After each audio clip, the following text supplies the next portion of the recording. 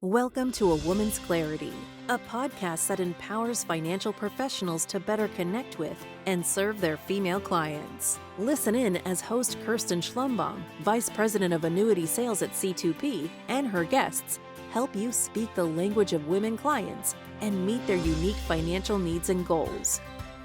Hi, and welcome to A Woman's Clarity. I'm Kirsten Schlumbohm, Vice President of Annuity Sales here at C2P. And today I'm honored to have Amber Williams with Lincoln Financial Group on with us. Her resume is pretty fantastic and she's pretty amazing. And I hope I say this correctly. In 2023, you were honored with the Philadelphia Business Woman of Influence of the Year. Is that correct or close enough for compliance? Philadelphia Business Journal Woman of Influence Award. Yes, thank you. So in other words, you're a superwoman there in the Philadelphia area. So congratulations. I am extremely pleased to have you on because we have such a great partnership with Lincoln Financial Group. Tim was just at our top advisor trip and he shows up at a lot of our meetings and he's a source of great knowledge. But what I understand from him is that you bring a lot of that knowledge to his plate so he can help us in the field with our clients. So welcome. So happy to have you here today. Oh, thank you. Thanks for having me on. I appreciate the time. Absolutely. I cannot do justice to what you do. So can you share with us who you are and what you currently do at Lincoln Financial Group? Yeah, sure. So, who I am, I guess maybe I'll just start on the personal side and say that first, I'm a mom of three boys. My husband and I, we both are in the Philadelphia area. We live in the Philadelphia area, born and raised here. So, we are huge Philadelphia sports fans, which is hard to say because the Eagles had a rough year. Personally, I'm really into professional development and growth. I'm actually a really big fan of Tony Robbins. I don't know if you've heard of him, but been to many of his conferences. And usually when I tell people that, there's one person either in the room or that reaches out to me afterwards and says, "Hey, I am too." So it's something in common. And then more recently, I've been on this really fun kind of spiritual growth journey as well. So maybe that's not uncommon for a woman in her mid 40s like I am. And then professionally, I've been in investments for most of my career. I spent the last 15 years or so in the insurance industry and the last 4 here at Lincoln Financial Group. And for Lincoln, I actually wear 2 hats. So first, I am the Chief Sustainability Officer. So I get to work with a lot of amazing groups across the organization to advance our ESG goals. And then I also work in the investments organization. And my team does a couple different things. First, we support financial advisors in their journey with Lincoln. We try to make doing business with Lincoln as easy as possible. And a lot of times that'll look like helping advisors make those investment decisions that underlie the annuity products. And then my team also creates a lot of value add resources for financial professionals that are all markets and investments related. I love the information out. I'm not going to lie. I'm a little bit of a nerd when it comes to financial services and what I can learn. So when I get the links of the new updates, I'm that person clicking on it a lot to make sure I understand. So thank you for the great information. I love the fact that you're educating your advisor base or our advisor base because obviously we're leveraging Lincoln. So let's go back in our little time machine. Can you talk about before working at Lincoln and entering in the professional world, why did you get into financial services? And did you go to school for this? It's a great question. So this was not what I went to school for. When I think about, you make a lot of decisions along your journey as you're growing up of what you're going to be when you grow up. In fact, I can remember all the way back to, you'll laugh, Kristen, all the way back to 4th grade was when I first had my, I know what I'm going to be when I grow up moment. And we were learning about the brain and how the brain works and all the parts of the brain. I was like, I'm going to be a brain surgeon. And then I like dug into this topic for many months. Ultimately, that's not what I ended up doing, but I'm still fascinated by the functions of the brain. And then I decided in high school that I was going to be an artist because I love to paint and to draw. And I think there's a intrinsic reward that you get from doing something creative. But unfortunately, I wasn't very good. So I knew I wasn't going to have an extrinsic reward, like a actual steady paycheck. So where I ended up landing was the field of accounting, which ironically has a lot of similarities to art. It doesn't seem like there's a one-on-one connection there, but accounting is all about balance and symmetry and organization. And so that really appealed to me. And so I got my degree in accounting, but ultimately ended up in investments, started out by doing accounting at an investments firm and kind of got lured into the appeal of the investments side of the business. So that was my journey, definitely not the straight and narrow path, but a fun winding path along the way. Well, brain science or becoming a brain surgeon is a very high stressful career. But if you look at it from an educational point of view, you are working with the brain. You are helping people with their neuroplasticity by giving them great information so they can continue to grow in their business. Do you like the way I'm in I sales? like I the way can you tied sell. that together there. I like the way you tied that together. I was going to be an archaeologist and I evolved into being a social worker. And then I learned I can do more by being in financial services, helping people with retirement, and then I can volunteer for that social aspect. So I it's always love that. fun to hear how people get into the business because it's not necessarily a straight line. Sometimes it's a curvy road that brings us to this industry. And it's such a wonderful industry in which we can grow in and have opportunity in. When you think about the importance, like since you didn't take a straight path into the role you're in now, what do you think is the importance of advocating for someone's career, especially when they haven't, maybe they accidentally fell into financial services. And when you think about that, were there any strong advocates that helped you mold and navigate your career to get you to where you are today? I was really fortunate. I've had a lot of advocates, a lot of loud cheerleaders, I guess I would call them, on my sideline. Actually, I think about early in my career, there was a woman that really helped me out. She was a very strong advocate of mine. Her name was Chastity. And I moved from Pennsylvania to Ohio for a career opportunity.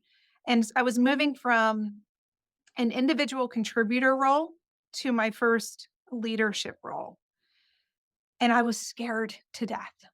I was going through all of the cycle that you get with imposter syndrome. Can I do this? Am I really going to be a good leader? I'm good. You tell yourself, I'm going to be a failure. This is anything negative you could possibly say is what I was saying to myself at the time, just the perpetual spiral. And I was scared. And so Chastity helped coach me in a lot of different ways. But one of the things she helped me realize that stuck with me was that a company wouldn't take on the risk of putting me in a leadership role or in an important role if they didn't think that I could do it. They wouldn't take that type of risk. And that was an eye opener for me because it made a ton of sense, right? It was logical. And I could recognize that I was being illogical in my spiral. And so she kind of pulled me out and helped me along that journey. And to this day, Kirsten, I mean, this was, I don't know, 15 years ago. To this day, she's still on my sideline cheering me on. So strong advocates are so, so important, especially when you hit those milestones in your career where you have these big shifts and you start second guessing everything. Well, I celebrate you for taking that risk because a lot of times we will take a pause and say, I'm not there yet. I need to have XYZ skills. So I'm going to celebrate you for taking that risk and listening to your personal cheerleader, Chastity, because it's so important. Because if it scares you, I truly believe it's something we should do. Like push through it and look at where you are today. That's amazing. And it's even more amazing that you've maintained that relationship with one of your first advocates who helped empower you to get comfortable and confident to move into a role like this. That's amazing. And I think that's one thing we women do really well is maintaining relationships, especially with those that are in our tight circle to help us move forward because we celebrate each other, we lift each other up. So that is just amazing. Lincoln is an amazing company as well, and they're very successful. We have strong relationships with them. They have strong relationships in the industry, and our longstanding in partnership with C2P and Lincoln has been amazing. We get a lot of benefit leveraging a lot of your tools. What opportunities and partnerships are you excited for as we are midway through the first quarter of 2024? Partnerships 2024. So I guess maybe the first one I'll start with is the partnership with C2P Enterprises with you guys. Lincoln has been a premier partner for your what is kind of mastermind series, I think it's called, for the advisor workshops for the last couple of years. And that's been really awesome. So I'm excited to keep that going. And I think you guys are doing really great work in just advancing the skill sets of holistic financial advisors. And then beyond that, and I think something that is probably near and dear to this podcast and to uplifting women that I can share is Lincoln is partnering actually this year with a best-selling author and CEO of Female Factor. So her name is Bridget Brennan. If you're not familiar, she's absolutely phenomenal. We got to hear her speak at our national sales conference this year, and she was just had a great message to share. And what our partnership with her is doing is it's helping our financial advisors to learn strategies to bring women into the financial conversations. And we all know this, right? When you have these conversations with your financial advisors, you're talking about you have your wealth and how that's going to eventually go to your children. But there's another step that's usually in there. It usually goes from the husband to the wife and then to the children. And so it's so important that the female in that relationship is a part of those conversations. Not to mention, we have stats and studies that show that a large portion of women actually leave their financial professional within a year of their spouse's death. And so we want to have strategies in place to make sure that you can maintain those relationships. And that's what this partnership with Bridget Brennan is doing, just helping us bring the lessons that she has to offer to our financial professional community. So really excited about that partnership. I'm super excited about your partnership with Bridget because I heard her speak last year. She is phenomenal. And she inspired me even more in what I do to help educate women in financial services, not from only an advisor point of view, but as a female client. Because you're right, we need to make sure we're educating first. And that's one thing we talk about a lot here at C2P is, we educate our advisors to educate their clients, and we need to speak the language of women. We need to set the table that they want to be seated at and not set the table and tell them this is their chair. So I'm super excited because not only do you provide great information statistics, you've partnered up with I feel like I should stand on my Wonder Woman pose, but a powerful advocate for women in the industry. So kudos to you guys. I can't wait to hear more, see more. That's exciting. So congratulations on that. Yeah, it's gonna be good. She's awesome. She is. She inspired me. I'm like all like fangirl right now thinking about it. But like I think one thing Bridget and you've both touched on is advocacy. And so the listeners haven't probably been exposed to Bridget like you and I have. But one thing in this industry we have been exposed to is we've all had mentors that have helped shape our careers. We've talked about your advocate. As a mentor to others in this industry, how do you feel or what do you feel are your personal strengths when supporting somebody else's growth? My personal strengths. Yeah, I need you to Wonder Woman pose and share us your Wonder Woman. If I'm being honest, I actually think it's less about my personal strengths and more about recognizing what we talked about earlier, which is that everyone's journey is different, right? So I try to come at mentor mentee relationships with a really open mind. I'm happy to share my journey. I'm happy to share the lessons that I've learned the easy way and the hard way along the way. But I also respect the fact that there are many paths to success. And so I guess maybe my approach is I just try to be a safe space for folks to come to, for women to come to, someone that, can provide encouragement, someone that can provide honest feedback, or really just be a listening ear, Kristen, because I truly believe that we all need people in our lives like that to be that safe space and that listening ear and someone that can be a sounding board for us. So that's how I approach the mentor relationship. I love that approach because a lot of times people go into a mentor-mentee relationship thinking, I'm going to tell you what to do, and you as my mentee are going to do this, and you're going to have success because I'm telling you, showing you. And that's not how it works. Covering your own talents and helping them see their worth. And I love that because a lot of times my goal for you could be completely different than what you want for yourself. So I need to listen. I need to hear you, and you need to be seen so you're empowered to make those decisions to lever yourself into that next role that you're looking for or to grow in the ways your heart desires. So I love that. I'm a big fan of mentoring. So obviously I have my own personal mentors and I've had them in the past and I have them now. So it's a great way to grow yourself, as well as when you take it to the next step and have your own mentee to work with. So that's powerful. Now we're going to look at your career a little bit more. We talked about your mentors. We talked about Lincoln Financial and some of the great things you're doing there. What would you say is you're most proud of in your career path? So I think I'm proud of different things along the journey. Early on in my career, one of the things that was a really difficult thing for me to do, especially because I was a mom of an infant at the time, was to pursue my CFA charter. And so it was a very strenuous process and very strenuous many years to go through that. But it was a commitment that I made with the support of my husband and my family. And it was a big accomplishment and a catalyst in my career getting that charter. The other thing I would say that I'm proud of, going back to when I made that move to Ohio and that transition from an individual contributor to leader, that moving my family and being away from family and friends, everything I know was in the Philadelphia area. So just, picking up and going was, as I look back, pretty darn courageous. And I'm proud of myself for stepping into that as boldly as I did, because again, that was another catalyst for my career. And then more recently, as I think about, my time here at Lincoln, we've done a lot of great things that I could point to, but I think what I'm most proud of is the teams that I lead at Lincoln. And both of the teams have just such a rich culture, this culture of just trust and, we're all in it together, this team mindset that I don't know that's a part of every team. And I'm proud that we have that vibe going on here, because I think it helps make all this time that we spend together at work really fun and really rewarding. I love that. Not only do you have the analytical ability to do the job, but it sounds like you lead with heart. And that makes a difference when it comes to growing teams and growing talent and helping people and having success. So that's amazing. I got goosebumps. I don't know. Maybe it's the early mornings here in the Pacific Northwest, but I love it.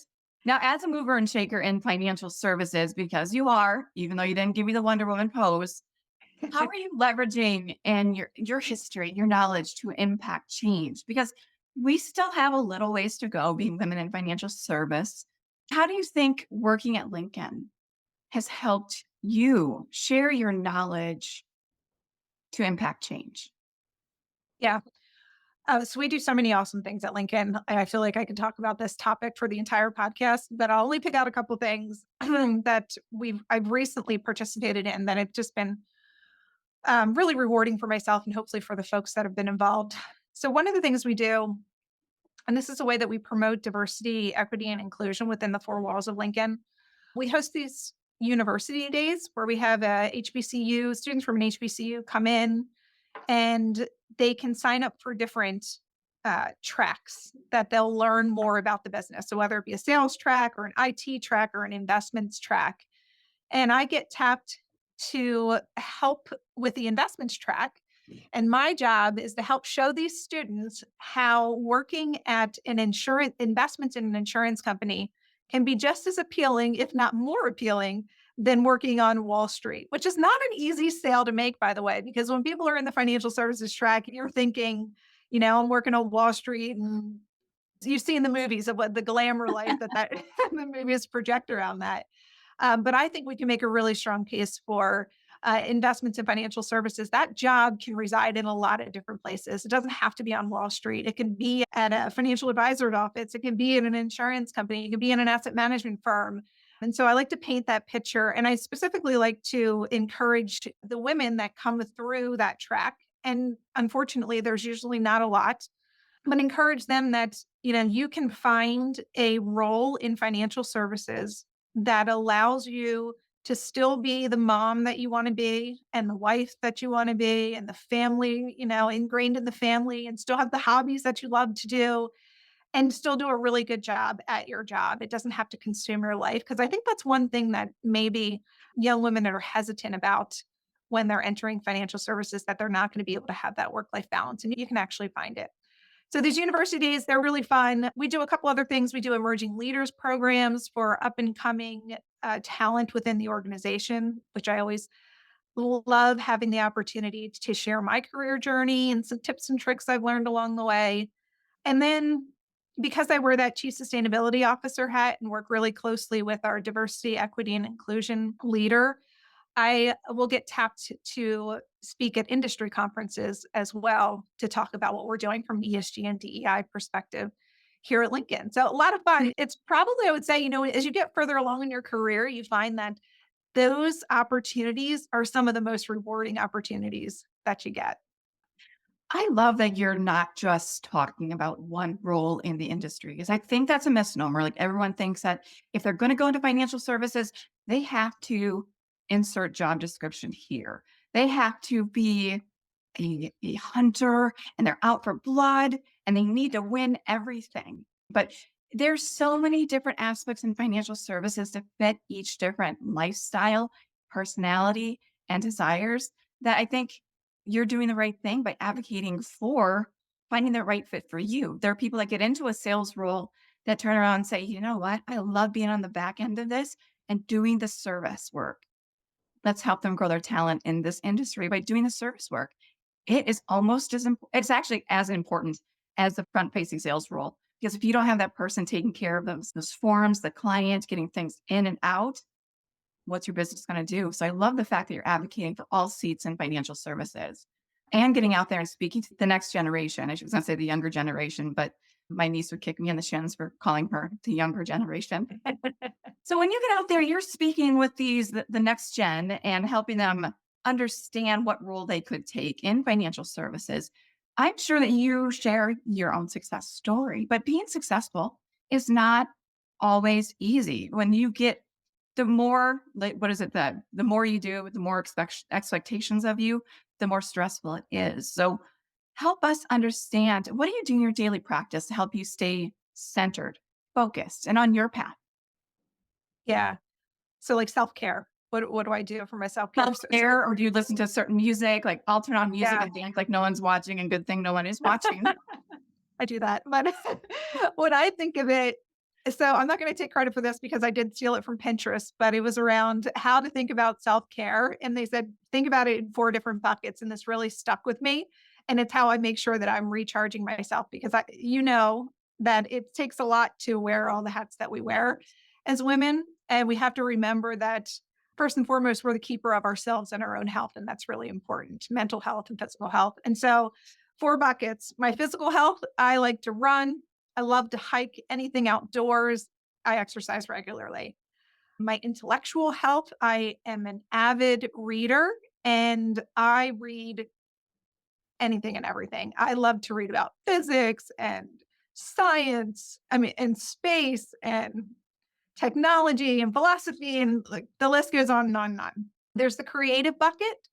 This is the one that I wish I spent more time in, especially because I wanted to be an artist when I was younger. So right now, though, all my art projects reside around my younger kids. But painting, listening to music, and dancing, I absolutely love to dance. And then the fourth bucket would be my spiritual side. And in that bucket, I do Reiki and yin yoga. And then the other thing is, I recognize, and I think a lot of people do, that helping others helps me. And so giving back to my community is another way that I kind of charge that spiritual side as well. So those are my 4 buckets. I don't do it all in, they're not equally weighted along the way. Sometimes I'm more heavily weighted in one than the other. But I try to think about it through that framework because it helps me ensure that I'm thinking about my self-care at the same level that I think about how I care for my work or how I care for my family.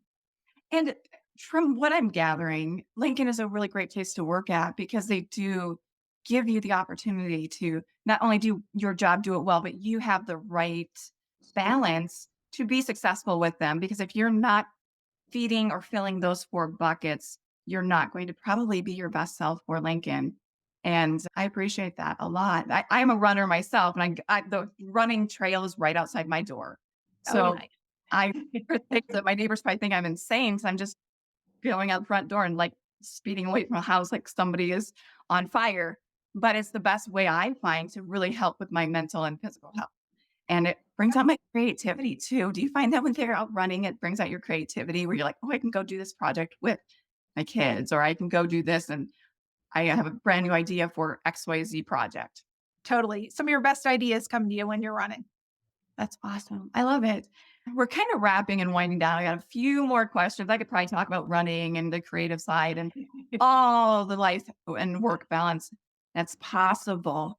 But from your standpoint, I'm going to bring it back to Lincoln. How does Lincoln help build a relationship between financial professionals, the advisor, with female clients? Because you guys have been doing a lot of great work. Yeah. Yeah. So, I mean, my mind immediately goes back to what we talked about earlier in that partnership with Bridget Brennan. As I mentioned, that goal is to help financial professionals deepen that relationship with their female clients. I'll do a little plug here. We're actually going to be coming out with a Winning Her Business featuring Bridget Brennan kind of mini series, I guess I would call it. And that's going to come out in Q2. And there'll be a lot of great things that she's going to share. She has a 4 motivators framework that I think is really interesting that you'll hear about in this mini series. She also talks about different ways that you can effectively earn a woman's trust and her loyalty and ultimately her business. And then she's going to have a session on how to ensure that women feel that they're a part of the conversation and feel like their goals and their opinions are valued. You know, we know we know that when we feel valued in a conversation, we're more likely to then talk to our friends about it and to, give those referrals for business. And so ultimately, I think it'll be great sessions, a great series of sessions for your advisor community to listen to because you're growing your business by tapping into this demographic. So I really hope your listeners check it out. I can't wait. I know I'm going to check it out because you're speaking my language. I love it. Q2. I'm like, I wrote down Q2. Do I have a hint on when? I'm sure I'll hear about it, but I'm super excited because I'm always looking for different avenues to learn more to help our advisors grow. Because you're 100% correct. If you're not bringing women into the process and not speaking and educating in a way that they understand, you're not going to keep their business. And that's so important that with what $38 trillion is going to roll over in the next 8 to 10 years, that we're speaking the language of women, help them get to their retirement goals and the ways and means that they feel comfortable. So I absolutely love that. I guess I'm super excited about your partnership with Bridget Brennan because it's going to bring so much more to what you're already doing, which is already great. What words of advice, since we are wrapping up, and what words of advice would you give fellow women who are looking to become a part of the financial services industry? Words of advice. So I would say if you're really energized about the space, if you're really curious about it, my words of advice would be to go for it, to study hard, to learn the X's and O's. I think all that stuff is really important. Learn how money moves in the economy, all that good stuff.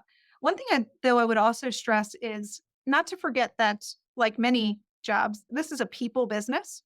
And I think women really have perhaps an advantage here because we have a natural knack to build relationships and build trust in relationships. And I think that's something that women can use to their advantage in this space. I would also recommend to folks that are interested to build a network, surround yourself with other women in financial services. There are so many organizations out there that you can join that will help you build out that network.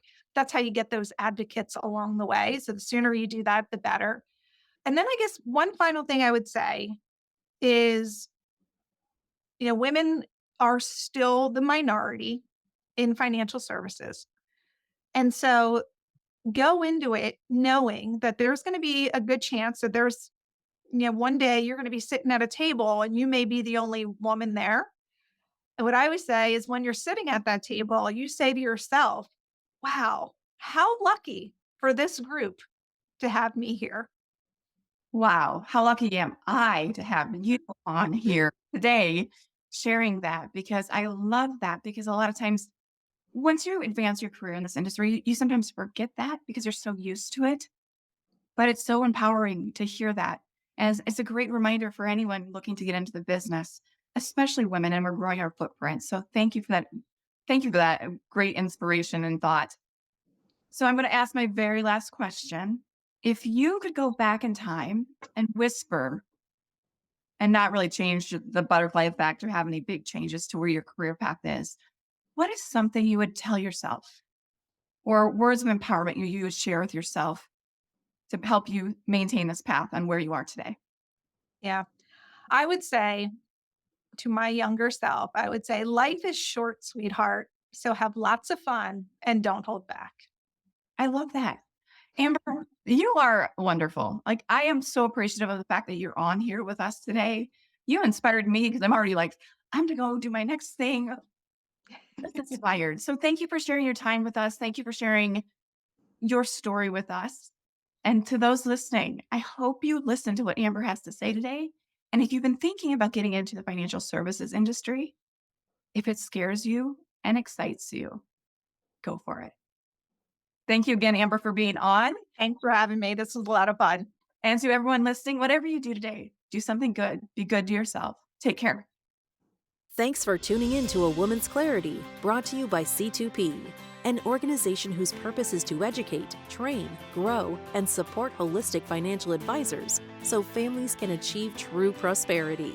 Subscribe now and never miss an opportunity to learn how to become a more proactive, holistic advisor to the fast-growing female client base. Visit c2penterprises.com to learn how we can help support and enhance your business.